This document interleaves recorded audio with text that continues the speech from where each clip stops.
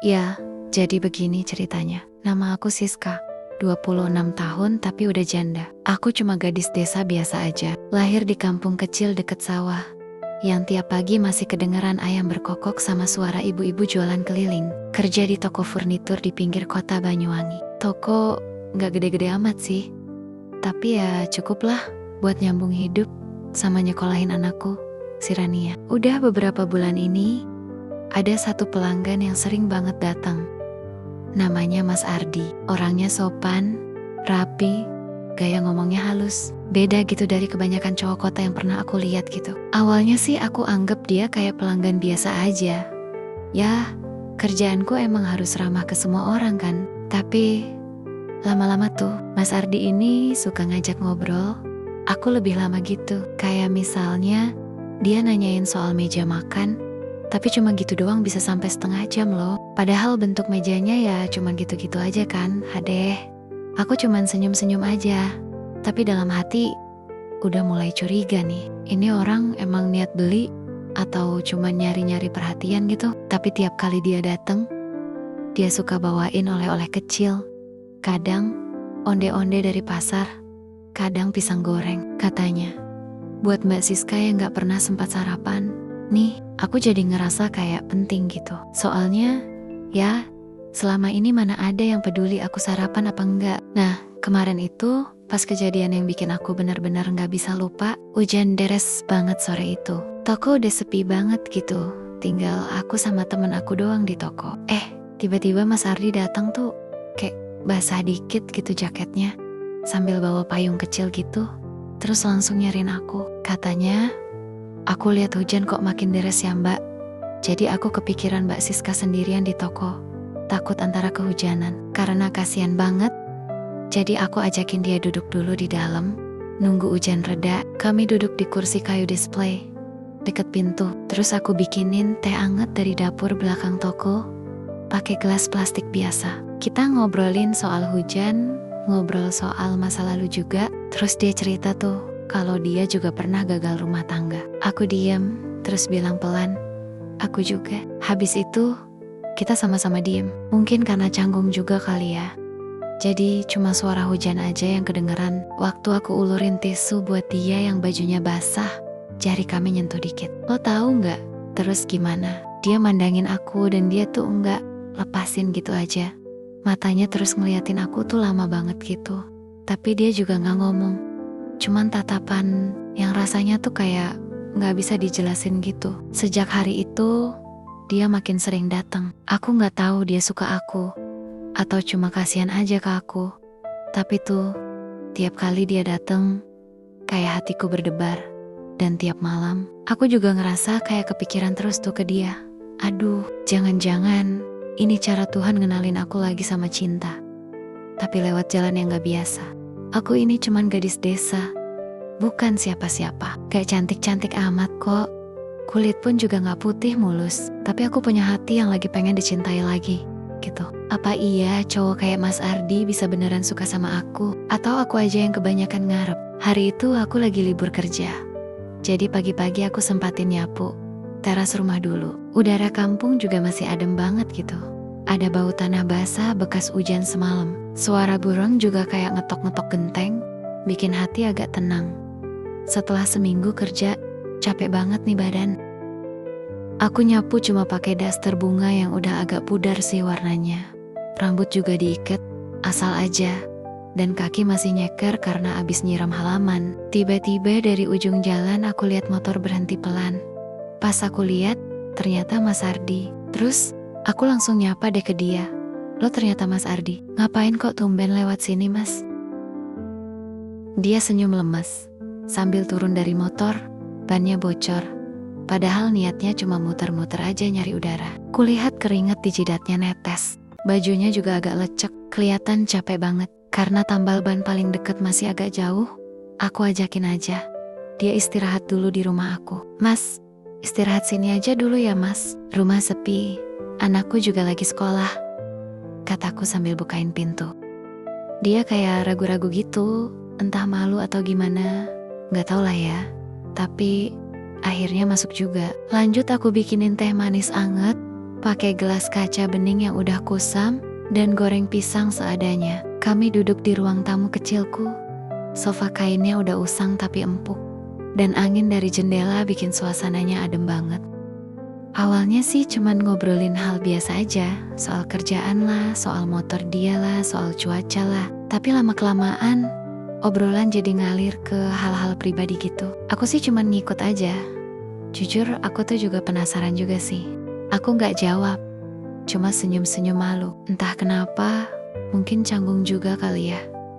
Tapi kayak ada perasaan aneh gitu, yang pelan-pelan naik ke dada. Bukan rasa grogi sih kayaknya, tapi kayak lebih ke nyaman gitu. Dia ngeliatin aku lama. Kalau aja aku ketemu kamu lebih dulu, mungkin hidupku gak akan bakal seberantakan gini kali ya.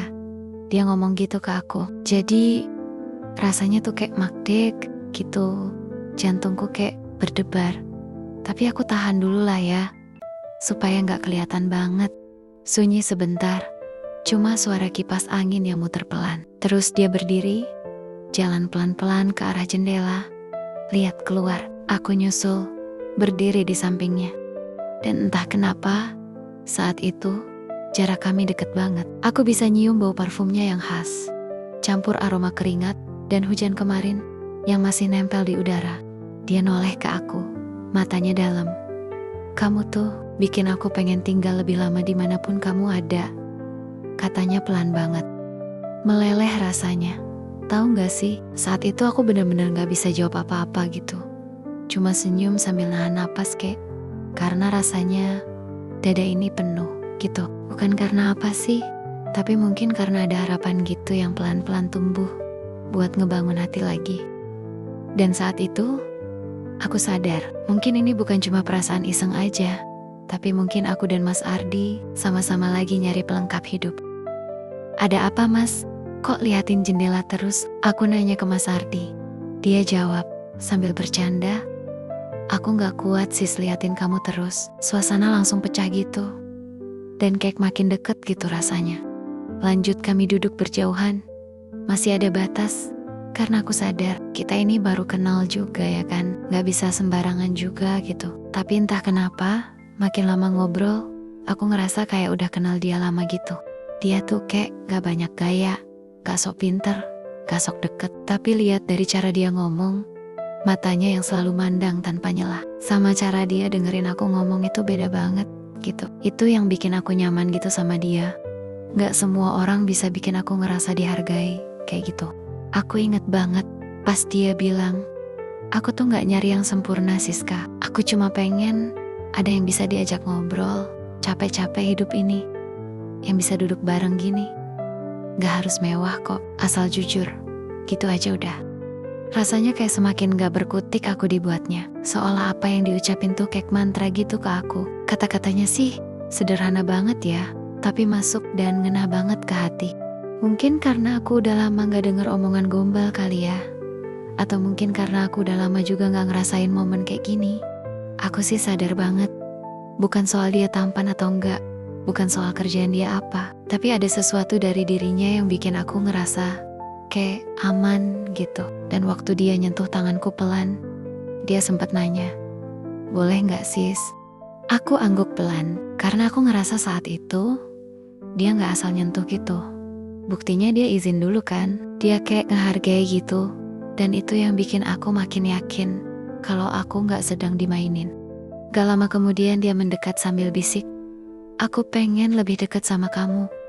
Kalau kamu izinin. Aku diem sebentar, tapi dalam hati aku tahu, aku gak takut. Aku malah ngerasa kayaknya aku butuh ini, butuh rasa yang tulus, bukan sekadar pelarian. Pelukan itu akhirnya terjadi, bukan karena nafsu atau terburu emosi, tapi karena kami sama-sama butuh sandaran, walau cuma sebentar sih. Tangannya menyentuh pipiku pelan, jempolnya ngusap perlahan, kayak nyoba bilang bahwa semua aman, dan aku balas dengan genggaman kecil di tangannya. Itu mungkin hal sepele, tapi cukup buat ngeyakinin kami berdua bahwa kami udah saling percaya. Awalnya dia cuma peluk aku gitu, dan pelukan kami jadi makin erat, napas makin dalam, dan tanpa sadar kami tenggelam dalam rasa yang selama ini cuma kami simpan sendiri. Dinding ruang tamu jadi saksi Gimana dua orang yang sama-sama luka akhirnya ngerasa pulang. Bukan karena indahnya momen itu secara fisik, tapi karena semuanya terasa benar. Pagi itu, di ruang tamu rumahku, semuanya masih terasa hangat. Aku masih bersandar di dada Mas Ardi. Pelan, napas kami berirama, saling dengerin sisa degupan yang tadi sempat berpacu. Dasterku juga masih tergantung di sofa, setengah melorot, setengah dilipat sembarangan. Tapi entah kenapa, gak ada rasa canggung atau malu. Justru yang ada cuma tenang. Kayak semua yang baru aja kejadian barusan, bukan sesuatu yang salah, tapi sesuatu yang akhirnya terjadi di waktu yang tepat. Dia masih elus rambutku pelan.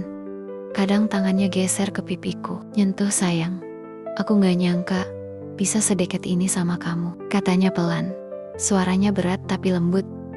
Aku cuma senyum kecil. Aku juga gak nyangka bakal ngerasa senyaman ini sama orang yang awalnya cuma pembeli rak buku. Momen tadi barusan buatku bukan cuma soal fisik, bukan juga soal kesepian yang nemu pelarian, tapi karena semua itu terjadi bukan dalam paksaan, bukan karena nafsu, tapi karena saling ngerasa. Cara dia peluk aku, cara dia nyium keningku setelah semuanya, itu yang bikin semuanya terasa beda. Aku gak ngerasa sendiri, aku gak ngerasa kosong, aku ngerasa kayak disayang gitu. Dan buat aku, itu pengalaman paling berkesan. Bukan karena pertama kali, tapi karena aku ngerasa dihargai, diterima. Bukan sebagai janda, tapi sebagai perempuan yang punya hati juga.